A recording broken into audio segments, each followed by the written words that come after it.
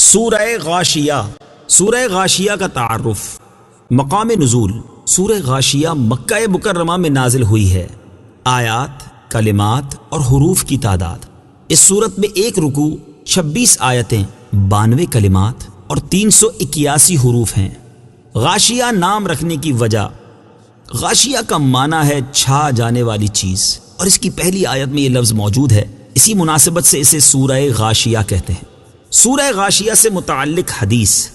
حضرت ضحاک بن قیس رضی اللہ تعالیٰ عنہ نے حضرت نعمان بن بشیر رضی اللہ تعالیٰ عنہ کی طرف خط لکھ کر پوچھا کہ رسول کریم صلی اللہ تعالیٰ علیہ وآلہ وسلم جمعہ کی نماز میں سورہ جمعہ کے ساتھ کون سی سورت کی تلاوت فرماتے تھے؟ آپ رضی اللہ تعالیٰ عنہ نے فرمایا، حضور پرنور صلی اللہ تعالیٰ علیہ وآلہ وسلم جمعہ کی نماز میں هل اتاک حدیث الغاشیہ کی تلاوت فرماتے تھے۔ سورہ غاشیہ کے مضامین۔ اس سورت کا مرکزی مضمون یہ ہے کہ اس میں اسلام کے بنیادی عقائد بیان کیے گئے ہیں، اور اس میں یہ مضامین بیان ہوئے ہیں۔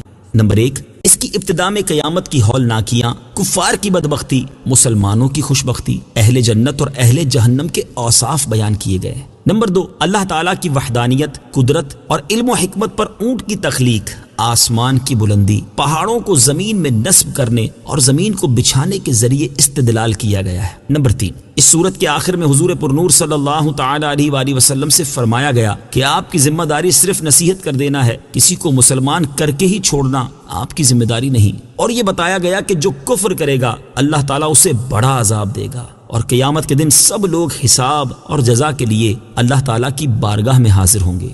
سورہ اعلیٰ کے ساتھ مناسبت۔ سورہ غاشیہ کی اپنے سے ماقبل سورت اعلیٰ کے ساتھ مناسبت یہ ہے کہ سورہ اعلیٰ میں مسلمانوں، کافروں، جنت اور جہنم کے اوصاف اجمالی طور پر بیان ہوئے، اور سورہ غاشیہ میں ان چیزوں کو تفصیل کے ساتھ بیان کیا گیا ہے۔ بسم اللہ الرحمن الرحیم۔ ترجمہ، اللہ کے نام سے شروع جو نہایت مہربان رحمت والا ہے۔ هل اتاک حدیث الغاشیہ۔ ترجمہ، بے شک تمہارے پاس چھا جانے والی مصیبت کی خبر آ چکی۔ هل اتاک، بے شک تمہارے پاس آ چکی۔ تفسیر صراط الجنان میں ہے، اس آیت مبارکہ میں نبی کریم صلی اللہ تعالی علیہ وآلہ وسلم سے خطاب ہے کہ اے دو عالم کے سردار صلی اللہ تعالی علیہ وآلہ وسلم، آپ کے پاس ایسی مصیبت کی خبر آ چکی جو چھا جانے والی ہے۔ اس سے مراد قیامت ہے، جس کی شدتیں اور ہولناکیاں ہر چیز پر چھا جائیں گی۔ یوں ہی اس دن کافروں کے دلوں پر غشی اور چہروں پر سیاہی چھا جائے گی، جبکہ فرما بردار مسلمانوں کے دلوں پر خوشی اور چہروں پر روشنی چھا جائے گی۔ وجوہ یومئذ خاشعہ۔ ترجمہ، بہت سے چہرے اس دن ذلیل و رسوا ہوں گے۔ وجوہ، کتنے ہی منہ۔ تفسیر صراط الجنان میں ہے، قیامت کی خبر کا تذکرہ کرنے کے بعد یہاں ان احوال کا بیان کیا گیا ہے جو قیامت کے دن ظاہر ہوں گے۔ چنانچہ بہت سے چہرے جو دنیا میں اللہ والوں کے روبرو اکڑتے تھے، وہاں ہر طرح ذلیل ہوں گے۔ قبروں سے سر کے بل چل کر محشر میں پہنچیں گے، وہاں منہ کالے، دونوں ہاتھ بندھے ہوئے اور گلے میں طوق ہوگا۔ ہر دروازے پر بھیک مانگیں گے مگر دھتکارے جائیں گے، اور ایک دوسرے پر لعنت کر رہے ہوں گے۔ عاملۃ ناصبہ تصلی نارا حامیہ۔ ترجمہ، کام کرنے والے، مشقتیں برداشت کرنے والے بھڑکتی آگ میں داخل ہوں گے، انہیں شدید گرم چشمے سے پلایا جائے گا۔ عاملۃ ناصبہ، کام کرنے والے، مشقتیں برداشت کرنے والے۔ تفسیر صراط الجنان میں ہے، حضرت عبداللہ ابن عباس رضی اللہ تعالی عنہما نے فرمایا کہ اس سے وہ لوگ مراد ہیں جو دین اسلام پر نہ تھے، بت پرست تھے، یا کتابی کافر جیسے راہب اور پجاری، کہ انہوں نے اپنی طرف سے عبادت و ریاضت کے نام پر محنتیں بھی اٹھائیں، مشقتیں بھی جھیلیں، اور نتیجہ یہ ہوا کہ جہنم میں جائیں گے۔ یوں ہی جوگی، سادھو لوگ کہ دنیا چھوڑتے، لذتوں سے منہ موڑتے اور تکالیف اٹھاتے ہیں، مگر آخرت میں کوئی صلہ نہیں، اور یوں ہی بد مذہبوں کی اپنے باطل عقائد کے تحفظ و ترویج میں کوششیں کرنا اور کتابیں لکھنا وغیرہ سب بے فائدہ رہیں گی، کیونکہ آخرت میں ثواب اور نجات کا مدار دامن مصطفیٰ صلی اللہ تعالی علیہ وآلہ وسلم سے وابستگی پر ہے، اور وہ انہیں نصیب نہیں۔ بغیر روح جسم بیکار، اور بغیر ایمان عبادت برباد، اور اگر آیت میں مشقت سے مراد آخرت کی مشقت ہے تو یہ اس مشقت کو اس لیے اٹھائیں گے کیونکہ انہوں نے کفر کے مقابلے میں ایمان کو اختیار نہیں کیا اور روزہ رمضان، گرمیوں کے حج اور جہاد کی تپشیں نہ جھیلیں، لہٰذا اس آگ کی گرمی جھیلنا پڑے گی جو دنیا کی آگ سے 70 گنا تیز ہے۔ اور مشقت کی صورت قیامت کے دن اس طرح ہوگی کہ وہ آگ کے پہاڑ پر چڑھیں گے، اتریں گے، جس مال سے زکوٰۃ نہ دی ہوگی اس سونے چاندی کے پترے بنا کر ان کی پسلیاں، پیشانیاں داغی جائیں گی، ان کے جانور ان کے بدن میں سینگ گھونپیں گے اور انہیں پاؤں سے روندیں گے۔ یہاں مشقت کی چند صورتیں بیان ہوئیں، ان کے علاوہ نہ جانے وہ لوگ کیسی کیسی مشقت اٹھائیں گے۔ تسقى من عين آنية ليس لهم طعام إلا من ضريع لا يسمن ولا يغني من جوع۔ ترجمہ، انہیں شدید گرم چشمے سے پلایا جائے گا، ان کے لیے کانٹے دار گھاس کے سوا کوئی کھانا نہیں جو نہ موٹا کرے گا اور نہ بھوک سے نجات دے گا۔ تسقى من عين آنية، انہیں شدید گرم چشمے سے پلایا جائے گا۔ اس آیت اور اس کے بعد والی آیت کا خلاصہ یہ ہے کہ جہنمیوں کو جب پیاس لگے گی تو انہیں گرم چشموں کا پانی پلایا جائے گا جو ان کے اندرونی حصوں کو جلا کر رکھ دے گا، اور کھانے میں انہیں کانٹوں کی خوراک دی جائے گی جو پیٹ میں آگ لگا دے گی۔ یاد رہے کہ قیامت کے دن عذاب مختلف طرح کا ہوگا، اور جن لوگوں کو عذاب دیا جائے گا ان کے بہت سے طبقے ہوں گے۔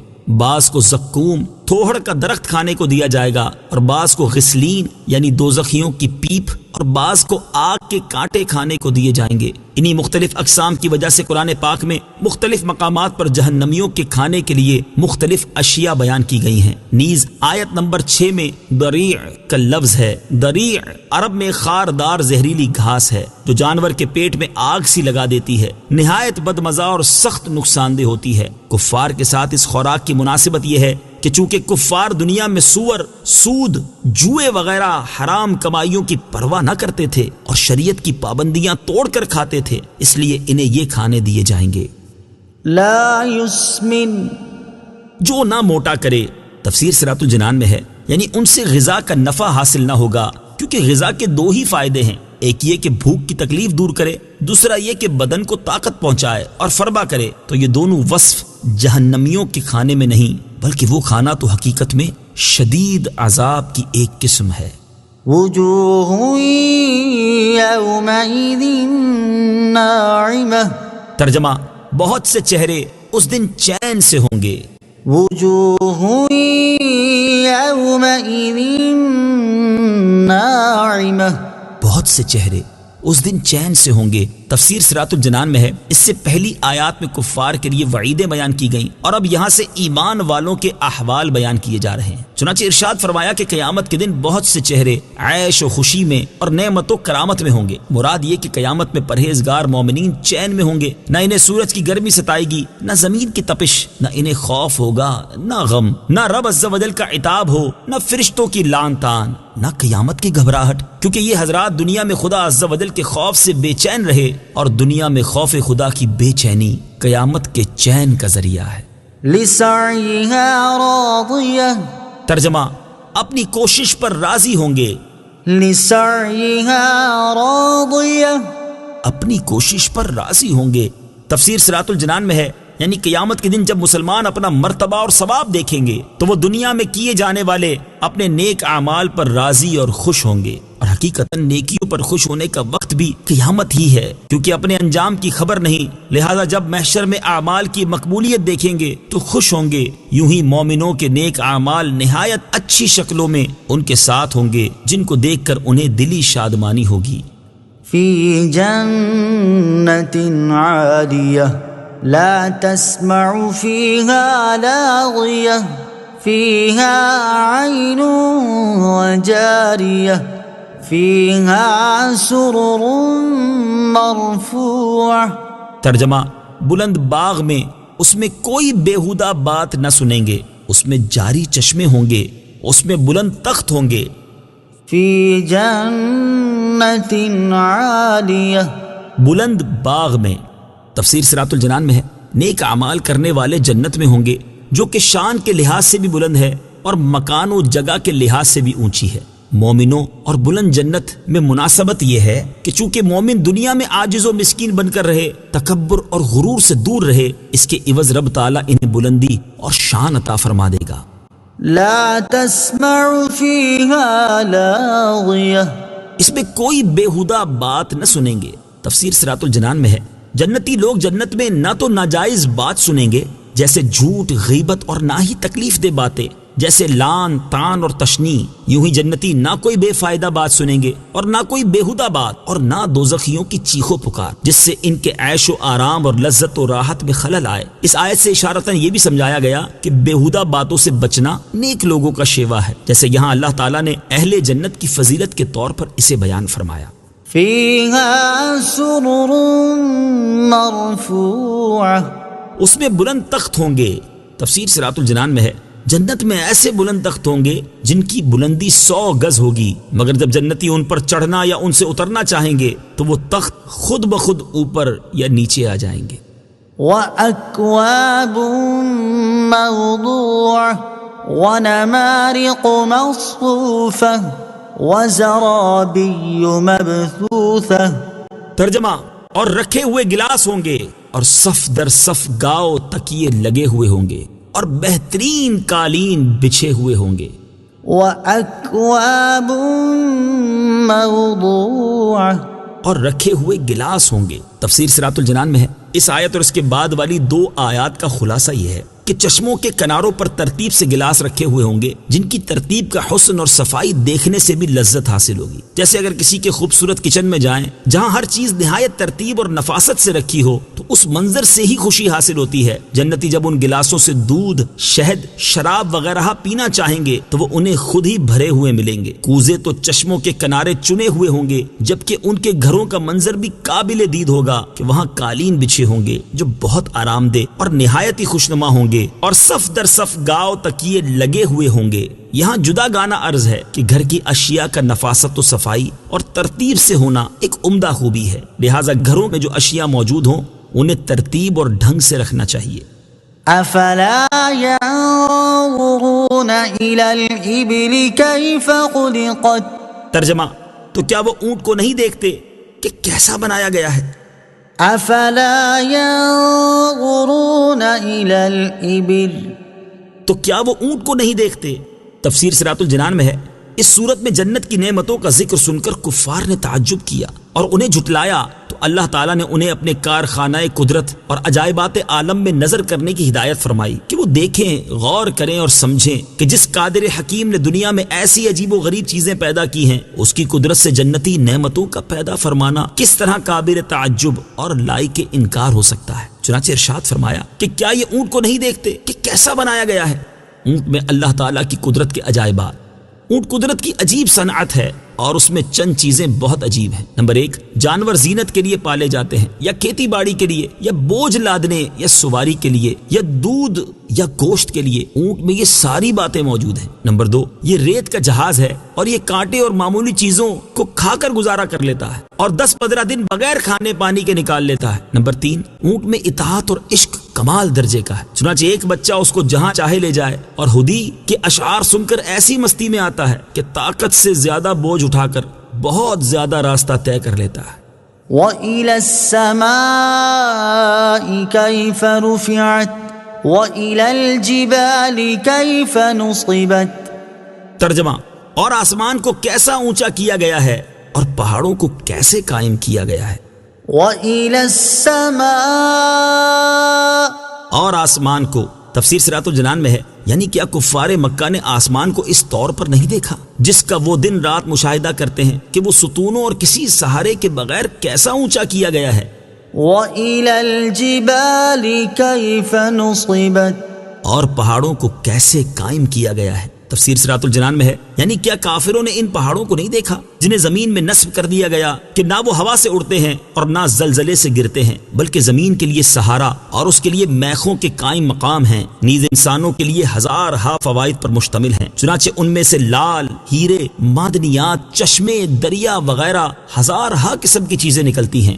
روحانی پہاڑ، صوفیہ کرام فرماتے ہیں کہ اللہ تعالیٰ کے اولیاء رحمہم اللہ تعالی روحانی پہاڑ ہیں جو کبھی راہ حق سے نہیں بھٹکتے، اپنے معتقدین کو قائم رکھتے ہیں، ایمان و عرفان کے سرچشمے ہیں، اسرار الہیہ کے خزانے ان سے برآمد ہوتے ہیں جن کا سلسلہ تا قیامت قائم رہے گا۔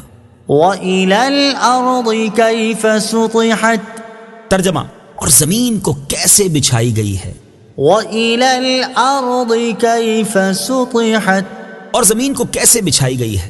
تفسیر صراط الجنان میں ہے، یعنی جس زمین پر کافر چلتے پھرتے ہیں، کیا اس کی طرف انہوں نے یوں نہیں دیکھا کہ یہ کیسے پانی پر بچھائی گئی ہے؟ اگر یہ انصاف کی نگاہ سے ان شاہکاروں کو دیکھتے تو اللہ تعالیٰ کی قدرت کا انکار کرنے کی طرف کوئی راہ نہ پاتے۔ یاد رہے کہ اگر زمین کی ساخت اور اس کے فوائد و اسرار لکھنے بیٹھیں تو شاید ہزاروں کتابوں میں بھی نہ سما سکیں۔ اسی ایک زمین کے متعلق جدید علوم کی تعداد بھی سینکڑوں میں ہے، جیسے علم جغرافیہ اور علم ارضیات کی مختلف شاخیں۔ بظاہر ساری زمین یکساں ہے، مگر اس میں بے حد تنوع ہے۔ پاک و ہند کی سرزمین اور طرح کی ہے اور عرب کی سرزمین اور طرح کی، کہیں سے سونا نکلتا ہے، کہیں سے تیل اور کہیں سے دیگر دھاتیں۔ ایسے ہی انسان بظاہر یکساں ہیں مگر در حقیقت بہت مختلف ہیں۔ کسی دل سے گندگی نکلتی ہے اور کسی سے معرفت الہی کے چشمے پھوٹتے ہیں۔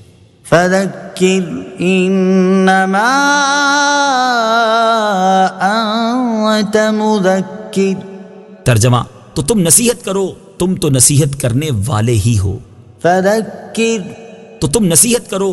تفسیر صراط الجنان میں ہے، اللہ تعالیٰ کی قدرت کے عجائبات بیان کرنے کے بعد فرمایا گیا کہ اللہ تعالیٰ کی نعمتوں اور اس کی قدرت کے دلائل بیان فرما کر لوگوں کو سمجھاؤ اور نصیحت کرو۔ اس آیت میں اولین خطاب تو سرکار دو عالم صلی اللہ تعالی علیہ وآلہ وسلم کو ہے، لیکن آپ کے وسیلے سے سب مسلمانوں کو خطاب ہے کہ جو سمجھانے کی صلاحیت رکھتا ہو وہ دوسروں کو سمجھائے۔ جدید علوم کو حاصل کرنا نفع بخش ہے۔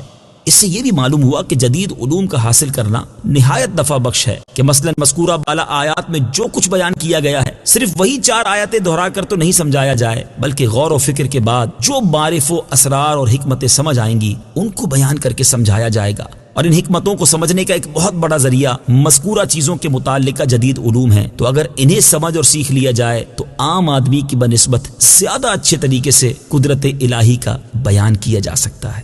لست علیہم بمسیطر، ترجمہ، تم کچھ ان پر زبردستی کرنے والے نہیں ہو۔ لست علیہم بمسیطر، تم کچھ ان پر زبردستی کرنے والے نہیں ہو۔ تفسیر صراط الجنان میں ہے، یعنی اے حبیب صلی اللہ تعالی علیہ وآلہ وسلم، آپ کی یہ ذمہ داری نہیں کہ آپ انہیں مسلمان کر کے ہی چھوڑیں، بلکہ اللہ تعالیٰ کا پیغام احسن طریقے سے پہنچا دینا آپ کا کام ہے۔ اس کے بعد اگر سارے لوگ کافر رہیں تو آپ کا کچھ نہیں بگڑتا۔ جیسے اگر سورج سے کوئی روشنی نہ لے یا بادل سے فیض نہ لے تو اس سے سورج یا بادل کا نقصان نہیں ہے۔ یہ آیت کا یہ مطلب ہے کہ آپ انہیں جبرن مسلمان نہ کریں، بلکہ اسلام کی تعلیمات پہنچا کر قبول کرنے یا نہ کرنے کا اختیار ان پر چھوڑ دیں۔ إلا من تولى وكفر فيعذبه الله العذاب الأكبر إن إلينا إيابهم ثم إن علينا حسابهم۔ ترجمہ، ہاں جو منہ پھیرے اور کفر کرے تو اسے اللہ بڑا عذاب دے گا، بے شک ہماری ہی طرف ان کا لوٹنا ہے، پھر بے شک ہم پر ہی ان کا حساب لینا ہے۔ إلا من تولى وكفر، ہاں جو منہ پھیرے اور کفر کرے۔ تفسیر صراط الجنان میں ہے، اس آیت اور اس کے بعد والی 3 آیات کا خلاصہ یہ ہے کہ اے حبیب صلی اللہ تعالی علیہ وآلہ وسلم، انہیں مسلمان کر کے چھوڑنا یا مجبور کر کے مسلمان بنانا آپ کی ذمہ داری نہیں، بلکہ پیغام پہنچانا آپ کی ذمہ داری تھی۔ تو آپ کے سمجھانے اور نصیحت فرمانے کے بعد جو ایمان لانے سے منہ پھیرے اور کفر کرے تو اللہ تعالیٰ اسے آخرت میں بڑا عذاب دے گا کہ اسے جہنم میں داخل کرے گا، کیونکہ مرنے کے بعد انہیں ہماری طرف ہی لوٹ کر آنا ہے اور حشر کے میدان میں ان کا حساب بھی ہم نے ہی لینا ہے۔ یاد رہے کہ کفار کے لیے بہت سے عذاب ہیں، نزا کے وقت، قبر میں، محشر میں اور جہنم میں۔ ان سب میں بڑا عذاب دوزخ کا ہے، باقی اس کے مقابلے میں چھوٹے ہیں، کیونکہ دوزخ کا عذاب دائمی ہے، اس میں سخت رسوائی بھی ہے، اس میں ہر طرح کا عذاب ہے، کھانے پینے، رہنے سہنے، زہریلے جانور، سب کا عذاب۔ ان وجوہات سے اسے بڑا عذاب کہا گیا۔ صدق اللہ العظیم۔